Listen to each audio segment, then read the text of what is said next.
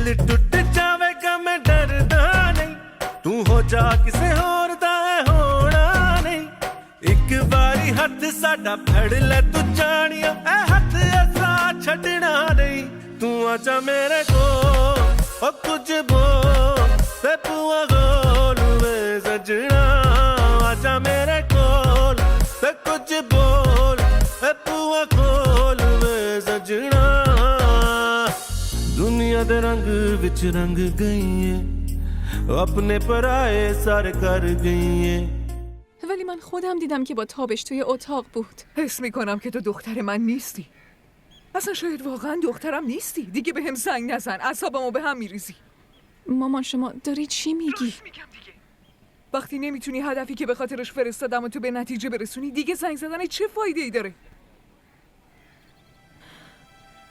ببین فائزه، هدف ما نابود کردن اون خانواده بود و همینم میمونه. فقط همین میمونه. حالا میمونه قضیه تابش که خوبه که سرش با سارا گرمه.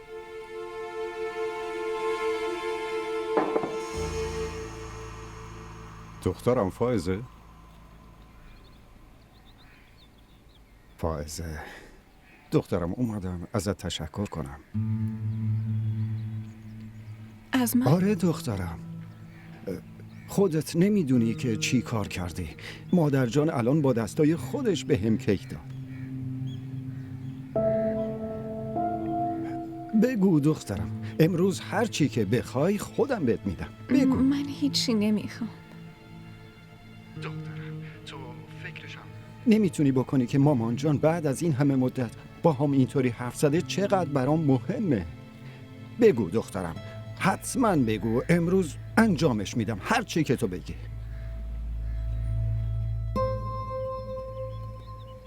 اگه واقعا میخواین واسم کاری انجام بدین آره پس الینا رو بفرستین برگرده خونش.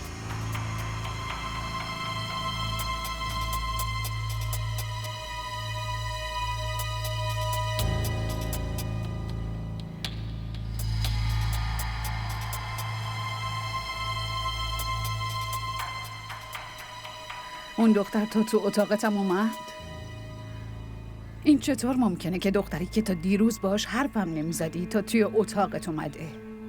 اون مکار و دغل‌باز و حیله‌گر شماره 1 میخواد منو به دام بندازه. پدر و مادرش تهدید کردن اگه حق دخترشون پایمال شه خودشونو میکشن.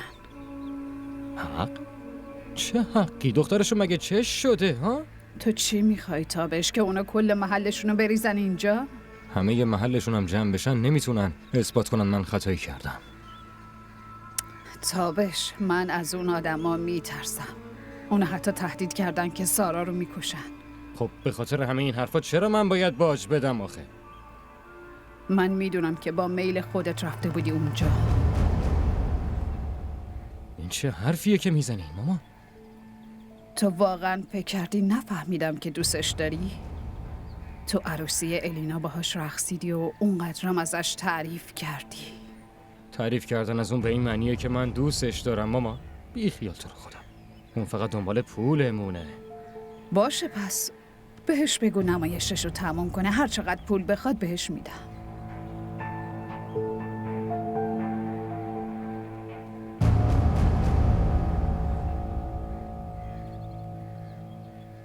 الینا و شهریار همدیگر رو خیلی دوست دارن بابا جون. اونا نمیتونن بدون همدیگه زندگی کنن.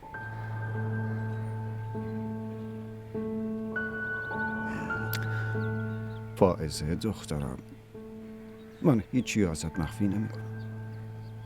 اونا خیلی طماعن. همه ی طلاهای الینا رو فروختن.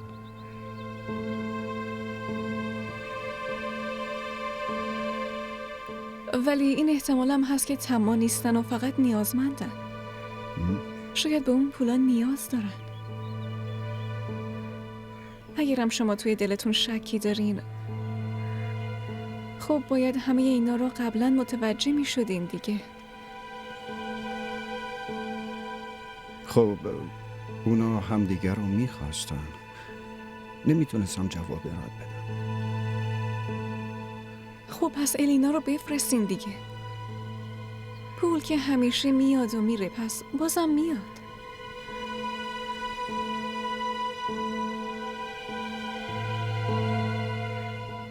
با این مسائل کوچیک فقط تو دل آدمان نفرت ایجاد میشه.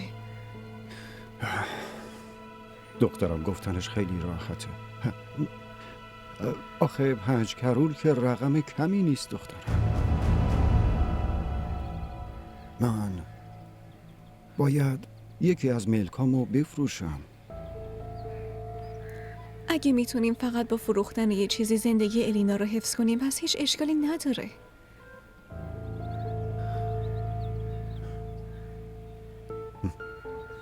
تو واقعا دختر منی.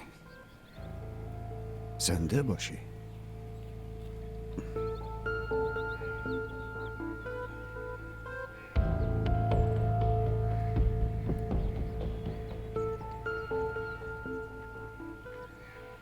شما هم شنیدی؟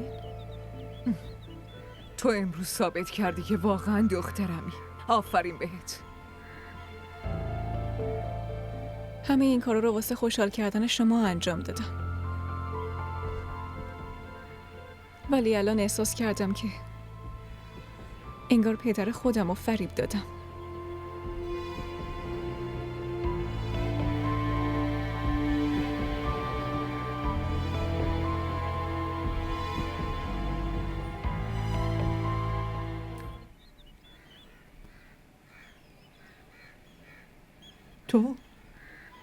تو اینجا چی کار میکنی؟ به عشق شما اومدم بهتون خدمت کنم. حرفای کتابی. کی گفته که عشق فقط توی کتاب هست؟ عشق یه احساسیه که هیچ وقت نمیتونه تموم بشه. اینو بدون عشق زوری به دست نمیاد. آدم وقتی یکی رو دوست داره میخواد که خوشحال ببینتش. شما عشق رو غلط فهمیدین. چی؟ عشق من یه جوریه که اگه به دستش نیارم نابودش میکنم. تو اینجا چی کار میکنی؟ اینقدر جرأت داری که بعد باجگیری از من بازم بیای توی خونم وایسی؟ وقتی میتونی بعد از 2 روز پیش من بودن اینطوری با شجاعت و اعتماد به نفس وایسی جلوم حرف بزنی، من که دیگه کاری نکردم. حواست به حرف زدنت باشه دختر. یه مدل عشقم داریم اینطوریه. تهمت نزن.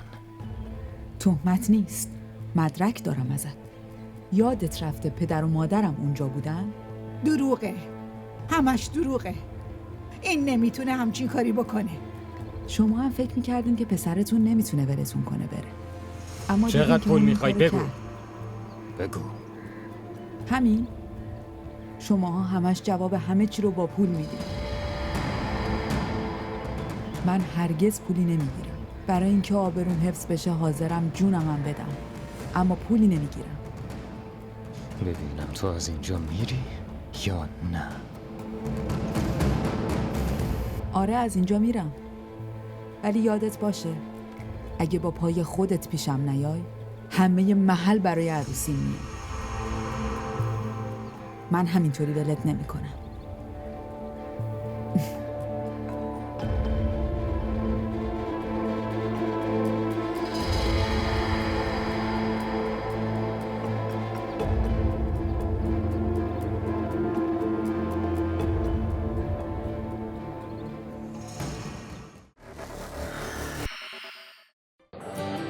بگو ببینم خوشگله. می‌دونی وقتی آدم عاشق یکی میشه دیگه نمیپرسه که چقدر خوشگله. شاید اون از همه خوشگل‌تر باشه. این عشق عزیز دلم.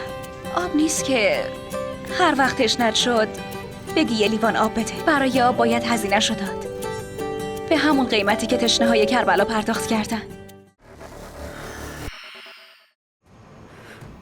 بخور. گشتم بودن تو فایده ای نداره. اون بیرون داره بهترین غذا رو میخوره، مرغ بریون و چیزایی دیگه. و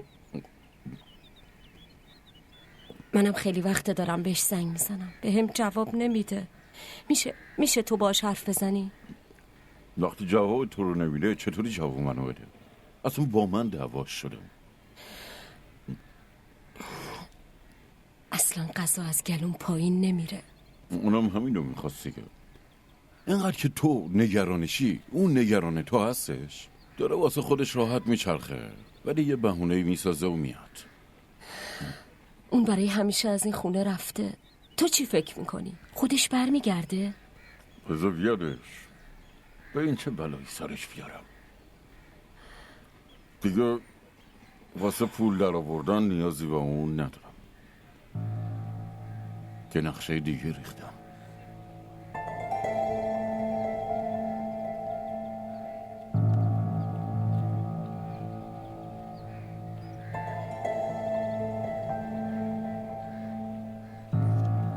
چی کار میکنی؟ میرم خونه مامانم. چرا؟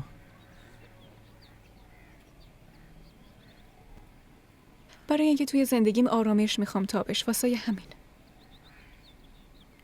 آرامش یعنی چی؟ یعنی اینکه تو با سارا تو اون اتاق. تو به من شک داری؟ آره بهت شک دارم از اینجا میرم. تو داری به خاطر اون دختر مکار و پس فطرت منو ول میکنی. خب تو میتونی ثابت کنی که به من وفاداری؟ من چی کار کنم؟ جونتو قسم بخورم؟ الان دیگه به قسمتم اعتماد ندارم. فائزه، تو چشام نگاه کن. فکر میکنی بتونم همچین کاری باهات بکنم ها؟ هیچ وقت میتونم؟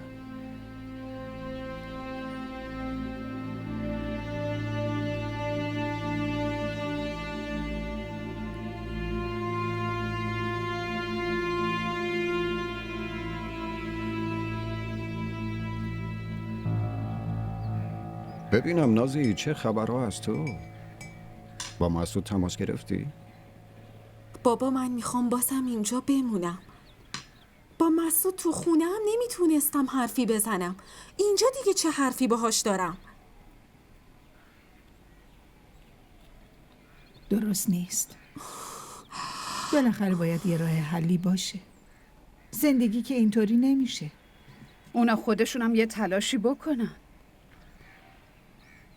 ما که نباید جلوشون تعظیم کنی. بعضی وقتا با تعظیم کردن زندگی درست میشه دخترم.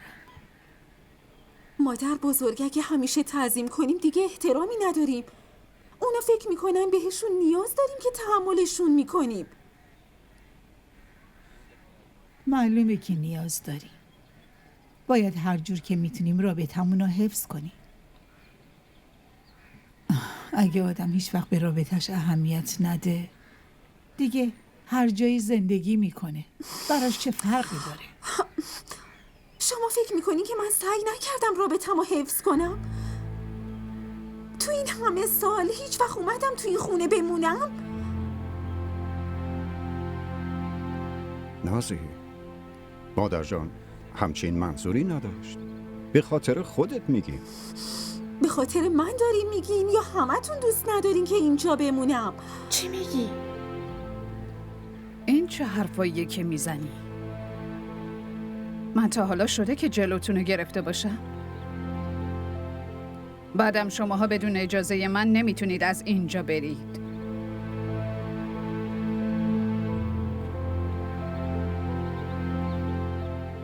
این چه شد؟ شاه عالم، تو چطور سکوتشو ندیدی؟ تازه ازدواج کرده، برای همین اینطوریه. چند سال دیگه بگذره خودش متوجه میشه.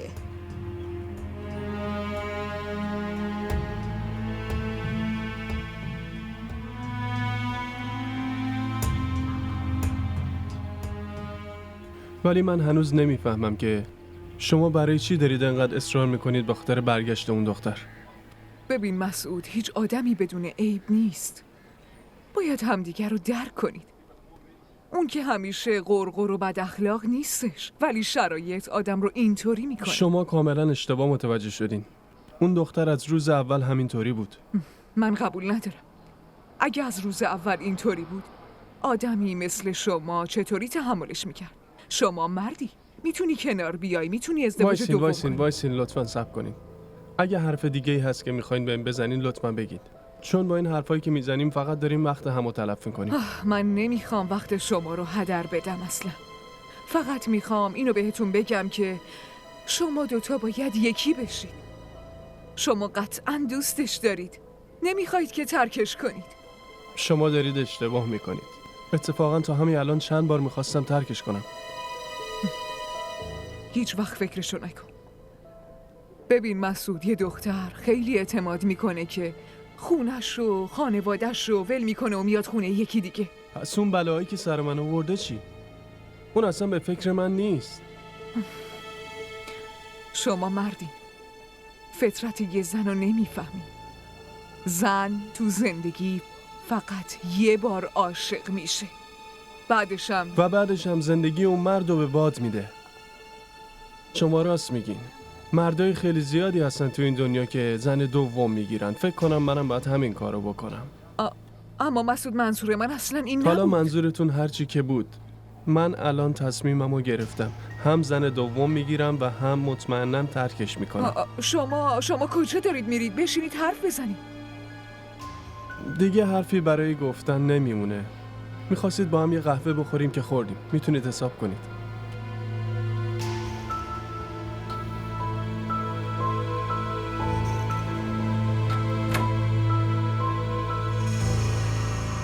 ما را در شبکه‌های اجتماعی دنبال کنید. صبح بخیر. بیدار شدی؟ آره، سرم درد میکرد. دیشب خیلی اذیت شدم. قرص خوردم خوابیدم، اصلا نفهمیدم. انگار تابشم بیدار شده ها. آره، صبحونش رو درست کرد، خورد و رفت. میدونی تو خانواده شوهر من این چقدر بده که شوهر خودش صبحونه درست کنه و بخوره، زنم با خیال راحت بخوابه. اگه مادر شوهرم بود کلی متلک مینداخت. نه، من هر روز صبح خیلی زود بلند میشم. فقط امروز یکم دیر شد. تابشم منو صدام نکرد. از اولش همینطوری بود. وقتی ما خواب بودیم برای هیچ کاریش صدامون نمیکرد. ولی ما خودمون حواسمون بود. قبل از اینکه چیزی بگه خودمون کاراشو میکردیم. حالا من میخواستم بپرسم که چه لزومی داره تو زندگی بقیه دخالت کنی؟ دخالت میکنم؟ تو زندگی کی؟ تو داری الینا رو ضعیف میکنی. چی؟ لازم نیست خیلی مظلوم بشی. تو کی هستی که اونو بفرستی خونش وقتی که خودش نمیخواد بره؟ تو از این میترسی که ما دوتاییمون رو سرت سوار شیم، نه؟ اصلا اینطوری نیست. من دارم زندگیشو نجات میدم. لازم نکرده تو زندگی خودتو نجات بده. فکر کردی اگه ما دوتایی بیاییم تو این خونه بشینیم دیگه رویاهات برای قبضه کردن این خونه نابود میشه؟ اینه دیگه، نه؟ همه ی حرفایی که داری میزنی غلطه. واسه چی باید این خونه رو قبضه کنم؟ برای این نیاز داری این کارو بکنی که یه دختر از یه خانواده با سطح متوسطی. منم اون برقی رو دیدم که بعد اومدن تو این خونه توی چشمات میزد. اوه، پس اخلاق منو از سطح متوسط بودنم فهمیدی؟ با این وجود من اخلاق تو رو از کجا باید بفهمم؟ آهان، حالا دیگه زبون درازی هم میکنی؟ من زبون درازی نمی کنم. فقط میخوام اینو بهت بفهمونم که من همیشه خیر این خونه رو خواستم. اگه تو و الینا فکر میکنین از خونتون پاشید بیاید اینجا بمونین خوشبخت میشین، خیالتون راحت. من فقط میخوام اینو بهت بگم که تو کار بقیه اینقدر دخالت نکن. اینجا هر کی هر کاری دلش بخواد همون کارو میکنه. بعدم میمونه الینا. اون خونه خودش هم بره، تو بدون اجازه شوهره تو این خونه آبم نمیخوری.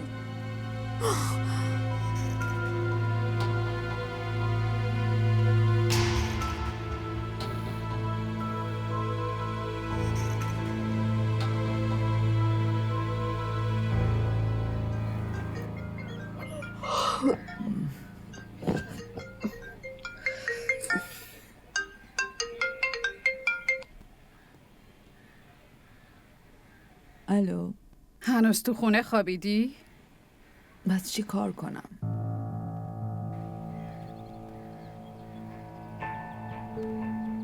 مگه شما کمکی به هم میکنید؟ من کمکت نکردم؟ معلومه که نه. شما خودتون با تابش صحبت کنید با هم ازدواج کنم. نمیتونم مستقیم بهش بگم، میفهمی؟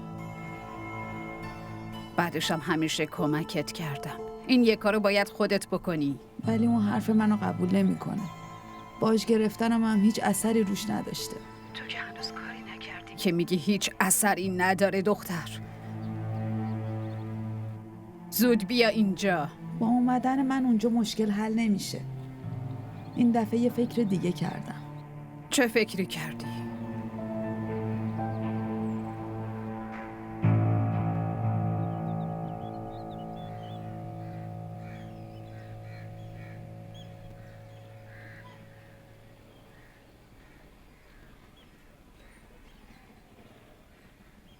الان چه موقع نماز خوندنی؟ نذر کرده بودم که اگه بابا راضی بشه با پدر مادر شهریار حرف بزنه 2 رکعت نماز شکر بخونه. این دعای طولانی برای چیه؟ دعا بین آدم و خداست و شخصیه. چرا بهت بگم؟ الینا من نمیفهمم برای چی داری این کارا رو میکنی؟ آخه تو چیت شده؟ من مشکلمو به خدا سپردم. جدی میگی؟ برای چی داری مثل فائزه حرف میزنی الینا؟ اینقدر اثر داشت؟ آخه تو برای چی همه چی رو به اون ربط میدی؟ نماز خوندن کار خوبیه دیگه، اونم که همیشه میخونن. آره ولی نماز شکر دیگه چیه؟ ببین الینا، تو اگه به این کارات ادامه بدی هیچ وقت نمیتونی جلوی خانواده شوهرت وایسی. دارم بهت میگم. نمیخوام جلو کسی خمشم، نه جلوم خمشن. همه این کارا رو به خاطر حفظ زندگی میکنم.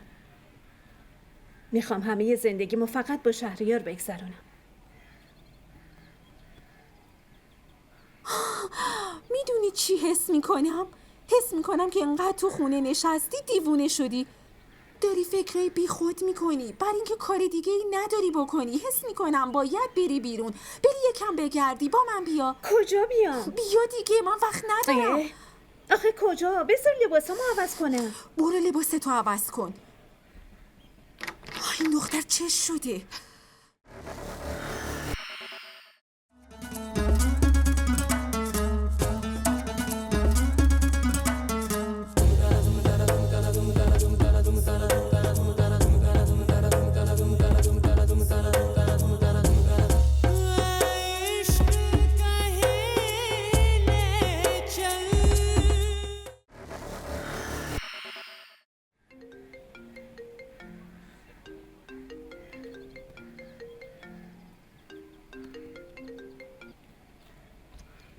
الو.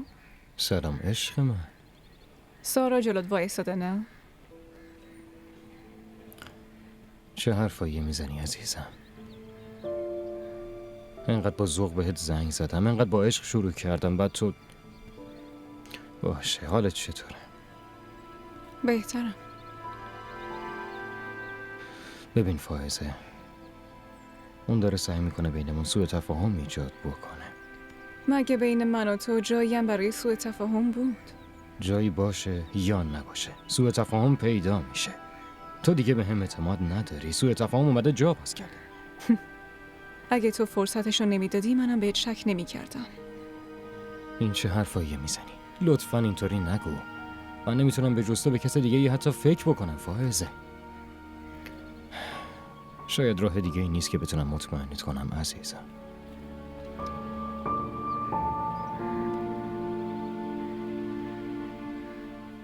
آقا این ملکی که برای فروش گذاشتین این خیلی برامون مهمه. دستگاهمونو اونجا گذاشتیم. ببین، من الان خیلی به این پول نیاز دارم. همین فوراً این ملکو بفروش. آقا اگه یکم صبر کنید میتونم تقاضای وام بدم. بابا وام گرفتن خیلی طول میکشه. همین الان هم به خاطر کارخونه وام گرفتیم.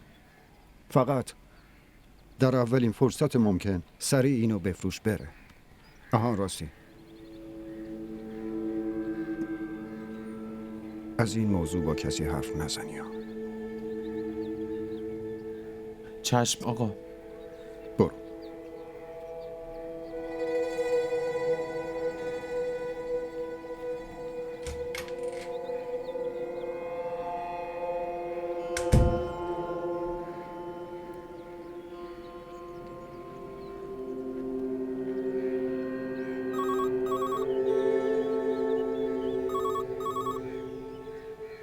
بله.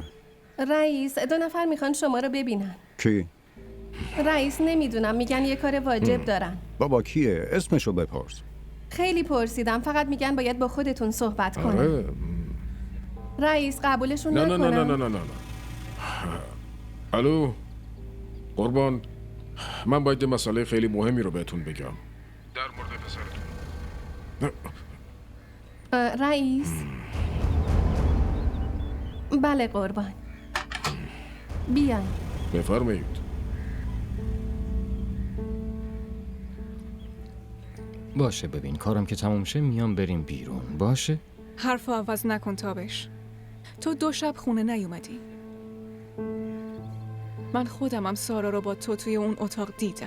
فائزه چرا انقدر روی این قضیه تو پافشاری میکنی عزیز من؟ برای اینکه نمیخوام از دستت بدم. تو هم باید به هم ثابت کنی که بین تو و اون دختر سارا هیچی نبوده تابش. تا وقتی هم که از این قضیه مطمئن نشدم هیچ وقت نمیتونم مثل قبل بشم.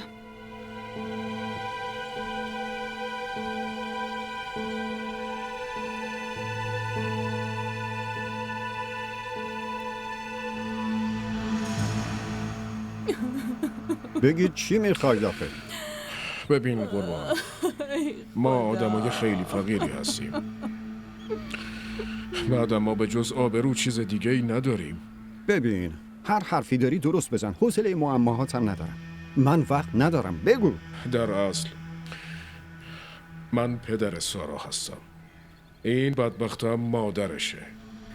پسر شما 2 شب خونه ما بوده. چی؟ خونه شما؟ شماها با تابش چه نسبتی دارین؟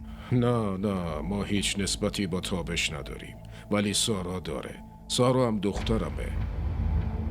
پسر شما هم با بسه! در مورد پسر من حرف مفت نزن، فهمیدی؟ وقتی خودتون همچین گندی بالا میارید اون وقت دادش سر ما میزنید. بچه‌تون رو صدا کنید، من مدرکم دارم. ازش بپرسید این 2 روز کجا بوده. اگه خیلی زر بزنی اون زبونتو میکشم بیرون. آره دیگه آقا، آبرو فقط پیش شما آدمای پول داره. ما فقرا که نه آبرویی داریم نه پولی. حرف مفت نزن، از اینجا برو بیرون. خیلی خوب شناختمتون. همون وقت که اومدین تو اتاق شماها باجگیرید. گم شید بیرون. ببین قربان، ما این حرفا حالیمون نمیشه. ما فقط اومدیم حقمون رو بگیریم. شما هم صداش کن، ازش بپرس این 2 روز کجا بوده. از اینجا میری بیرون یا به پلیس زنگ بزنم ها؟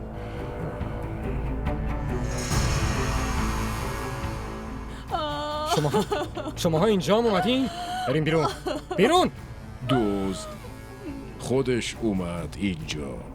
به به به به، پسرت اومد. بپرس. تابش، این 2 روزا کجا بودی؟ بابا نمیگه، نمیتونه بگه. ببین چطوری ساکته. تابش تو که بیمارستان بودی. تو خونه من بود، من مدرکم دارم. خب به خاطر این نمیتونیم سرمونو بالا بگیریم. دختر منو همه محله با انگشت نشون میدن. دروغ پشت دروغ. بهم اعتماد کنین، من همه چی بهتون توضیح میدم. اینا با فریب منو کشیدن خونشون، چندین بار شربت خواب آورده دادن، چندین بار بیهوشم کردن. بعد تو هم اونقدر معصوم بودی که چندین بار بیهوش میشدی. این چشمای گرد و این عصبانیت خوب نیست. آبروی دخترم که رفت دیگه، آبروی ما هم رفت. دخترم آبروش بابا رفت. دروغ میگه. خدا کمکمون کن. ما را در شبکه‌های اجتماعی دنبال کنید. برای چی داری اینطوری نگاه میکنی؟ خیلی عالیه الینا. ما این همه بوتیک دیدیم. من این همه بوتیک دیدم و تو هیچی نخریدی. چرا؟ الان من این همه چیز میز دارم نازی. خب دیگه دلم نمیخواد. بگو ببینم تو از زندگی چی میخوای؟ چی میخوای؟ میخوام برگردم. چی؟ بعد اونا که 5 کرور پول از همون خواستن اون چی؟ آخه من کاری ندارم که این پول از کجا میاد. پول جور کردن که وظیفه من نیست. تازه‌شم رابطه من و شهریار به خاطر اون پولا نبود. حالا اونا هرچی میخوان به هم بگن. اون از صبح یه زنگم بهت نزده، بعد تو میگی دل تنگ شده میخوای برگردی. باید حداقل یه زنگ بهت میزد. نازی الینا اون شهریاری دیگه.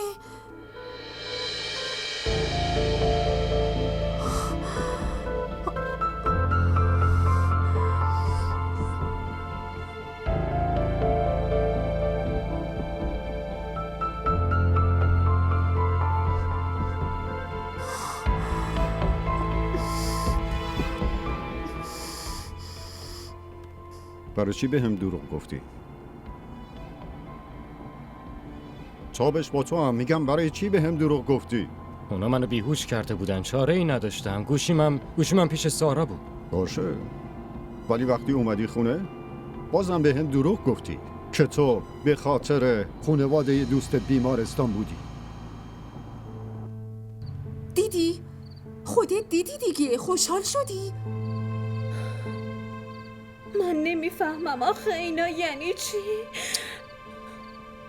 از قبلم شک داشتم که کاسه زیر نیم کاسه است، وگرنه برای چی یه دختر بهت زنگ بزنه در موردش اونطوری بگه؟ باورم نمیشه چطور میتونه این کارو بکنه. شایدم سوء تفاهم شده باشه. سوء تفاهم؟ عقلت پریده؟ تو با چشمای خودت اونو با یه دختر دیگه دیدی. وقتی با چشمات دیدی نمیتونی حقیقتو بپوشونی. ازش میپرسم. چی میپرسی؟ چی ازش میپرسی؟ که برای چی داره از معصومیت تو سوء استفاده میکنه؟ ببین الان همه چیو بسپار به من. شماره اسما رو بده. شمارش رو بهم بده دیگه.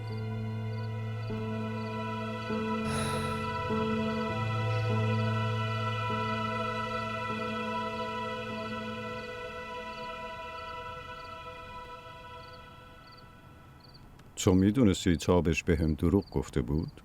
چه دروغی گفته بود؟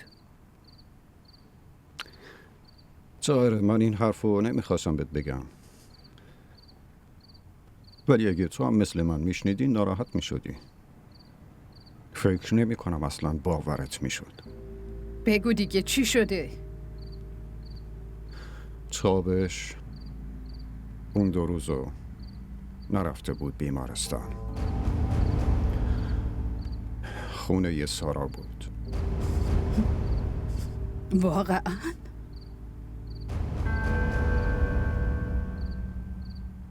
الان دفعه اولی که به بابا دروغ گفتم.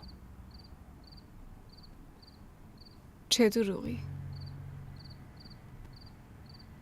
دروغی که عذاب زندگیم شده. برای چی خونه سارا بودم؟ کسی هست که حرفمو باور کنه؟ کسی هم هست که به هم راست گفته باشه؟ یعنی من هیچ وقت بهت راست نگفتم؟ هیچ وقت چیزی رو ازت مخفی کردم؟ امروز دفعه اوله که عصبانیت تو میبینم. اشکال نداره، پیش میاد. خیلی چیزا هستن که آدم توی زندگیش برای بار اول میبینه. امروزم دیدم. عزیزم لطفاً اینقدر متلک ننداز. منم فقط میخواستم تو رو مطمئنت کنم. وقتی میرفتم پیش مادر بزرگو تو همش ازم میپرسیدی که واسه چی میرم اونجا. تو باور نکردی. تو وقتی که بهت ثابت نکردم باورم نکردی. خب تو هم همین کارو بکن. بیگناهی تو ثابت کن و منو مطمئنم کن. آخه چطوری مطمئنت کنم؟ چی کار کنم فائزه؟ همینطوریشم خیلی به هم ریختم. این مامان بابای سارا امروز اومده بودن دفتر. بابا از اتاق بیرون هم کرد. معلوم نیست اونا به بابا چی گفتن. انقدر که فکر کردم اعصابم خورد شده. بگو ببینم پدر و مادرش بهت چی گفتن؟ طوره اونا میخوان که سارا رو برای تابش بگیریم.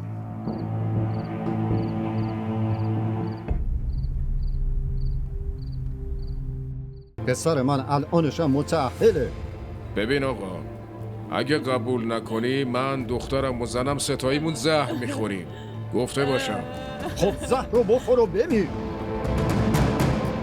دیگه هم بهم زنگ نمیزنی یا؟ الو. ایدا تلفن رو قطع کرد که. شماها به هیچ دردی نمیخورید. این همه سعی کردیم دیگه چی کار کنم؟ بفرما. حالا ببینیم چی میشه. این چه شده؟ برو. سارا؟ چی کار داری میکنی سارا؟ سارا؟ سارا؟ خدا خون؟ یعنی چی؟ چی کار کردی؟ این چه کاریه کردی؟ سارا؟ ای بابا. این چه شده؟